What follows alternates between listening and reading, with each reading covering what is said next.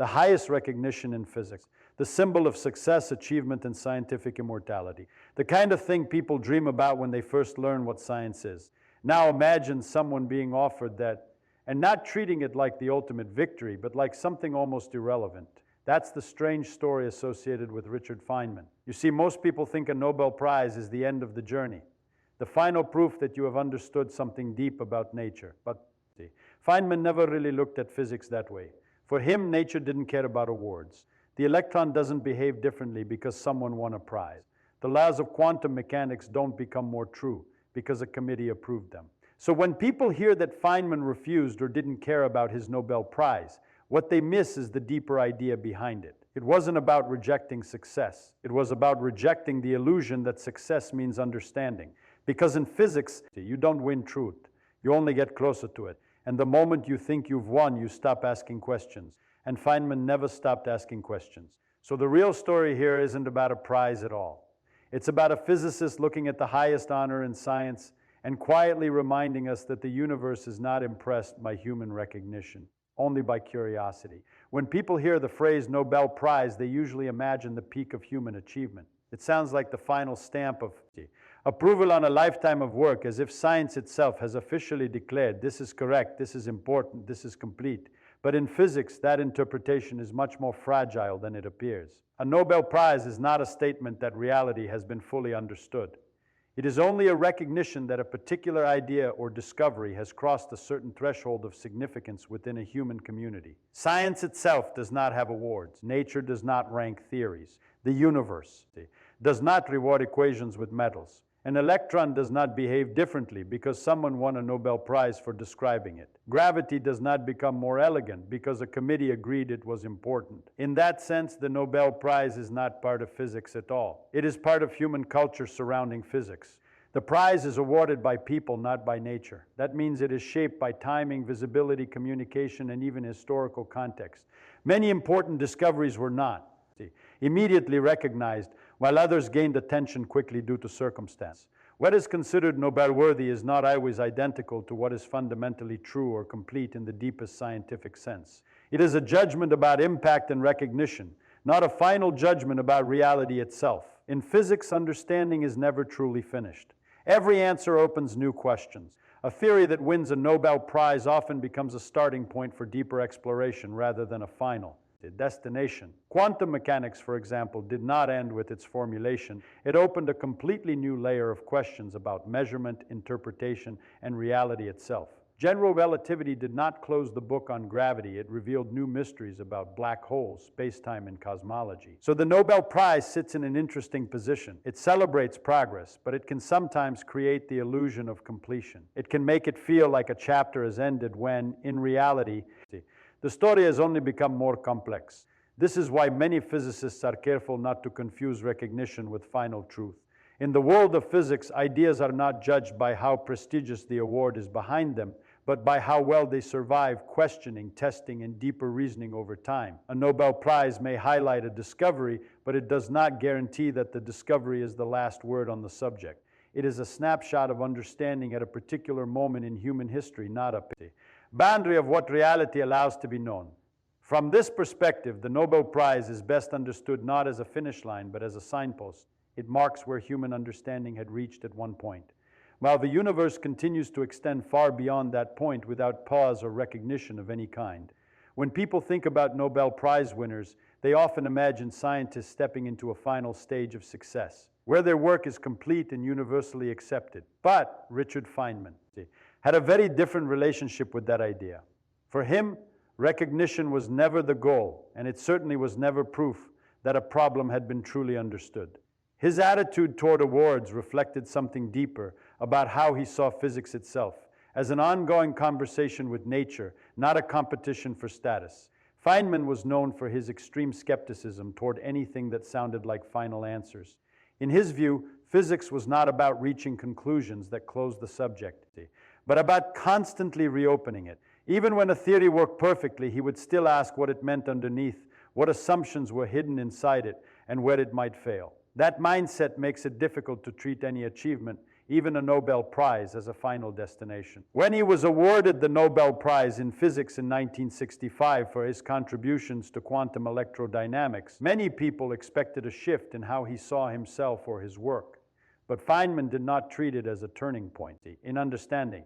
Instead, he continued doing what he always did, questioning, teaching, and exploring the strange behavior of the quantum world. He was famously uncomfortable with the idea that a prize could define the value or completeness of scientific understanding. Part of this comes from how Feynman viewed authority in science. He did not believe that truth became stronger because it was recognized by institutions. In his view, the only authority that mattered was nature itself.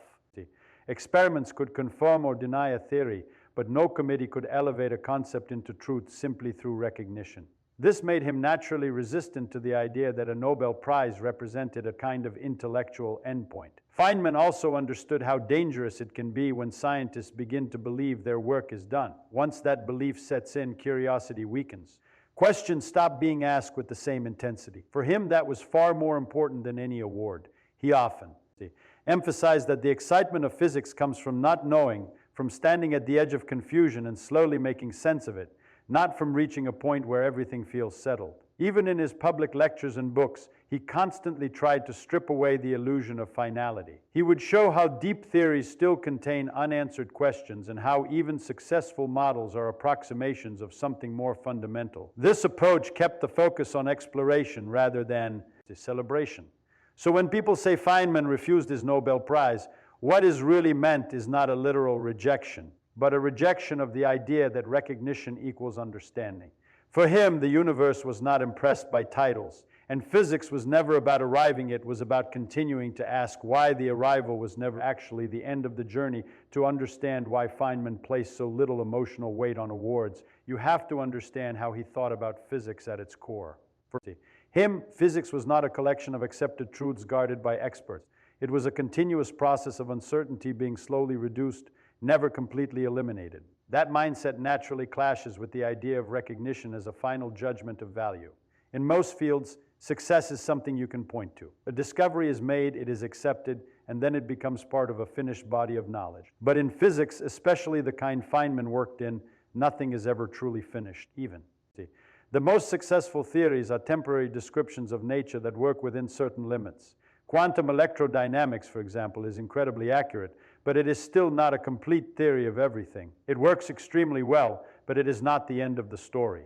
Feynman was deeply aware of this. He knew that every equation we write is a map, not the territory itself. A map can be useful, precise, even beautiful, but it is never identical to reality.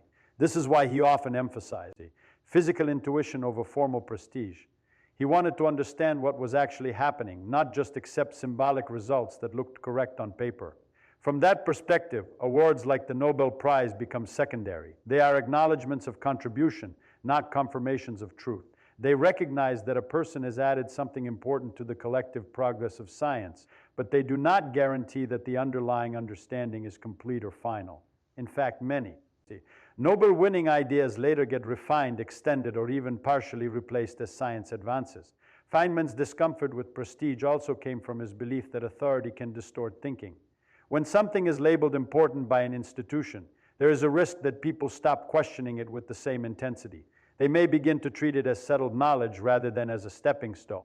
Feynman resisted that completely. He preferred to stay in the uncomfortable space where things are not fully resolved, because that is where real discovery happens. He often encouraged students and colleagues to remain suspicious of elegance and reputation. For him, a beautiful theory that could not be connected to physical reality was less valuable than a messy idea that actually explained something observable. This grounded approach made him less interested in status and more interested in clarity. Even after receiving the Nobel Prize, Feynman continued working, teaching, and exploring problems without changing his attitude toward recognition. He did not see himself as having reached a higher tier of understanding. If anything, he saw more clearly how much remained unknown. In that sense, the Nobel Prize was not a summit for him. It was simply a marker along the path, while the real work of physics questioning, refining, and doubting never stopped being the center of his attention. Regardless of external acknowledgement or celebration, the deeper reason Feynman's attitude feels so unusual is because it directly challenges how most people understand achievement itself. In everyday life, we are trained to think in terms of goals, milestones, and final recognition. You work, you succeed, you are rewarded, and then the story is supposed to feel complete. But physics does not fit into that structure, and Feynman understood that better than most.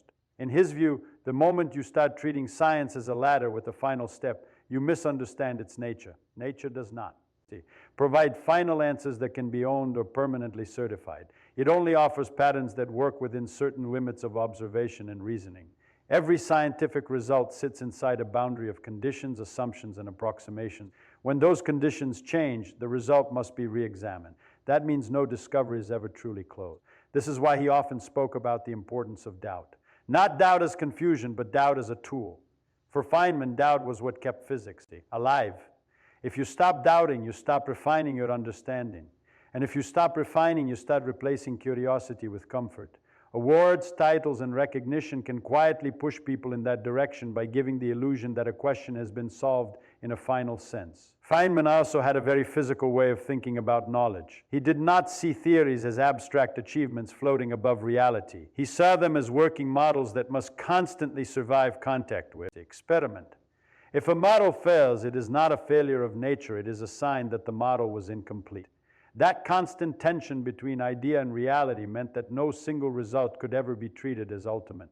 From that perspective, a Nobel Prize becomes almost symbolic rather than definitive. It reflects agreement among humans at a particular moment in time, based on available evidence and current understanding. But physics itself does not pass to confirm that agreement. It continues, evolving, often revealing that what once seemed complete was only a partial view of a deeper structure. Feynman's refusal to elevate recognition above understanding was also tied to his personality. He enjoyed puzzles, not conclusions. He preferred the state of not knowing something and working toward clarity, rather than arriving at a point where nothing feels uncertain anymore. To him, that latter state was not enlightenment, but stagnation. Even his famous teaching style reflected this. He would often rebuild concepts from the ground up, stripping away formality until only intuition remained. He wanted people to feel how physics works, not just memorize what has been accepted. That approach naturally resists the idea of intellectual hierarchy or final approval. So the real lesson behind the Nobel Prize story is not about rejection of honor, but about refusal to confuse honor with truth. Feynman's physics was always anchored in the idea that understanding is never complete only. It continuously improved.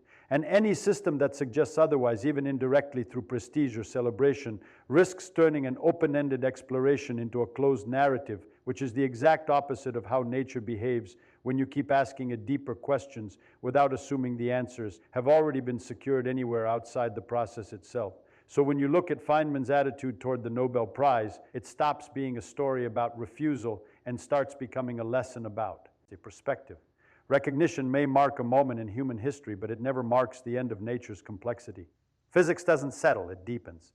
Every answer just reveals more structure underneath what we thought was finished. Feynman's real message was simple but uncomfortable. Don't confuse applause with understanding, and don't mistake a prize for closure. The universe doesn't care how much we celebrate an idea, it only responds to whether it is actually true.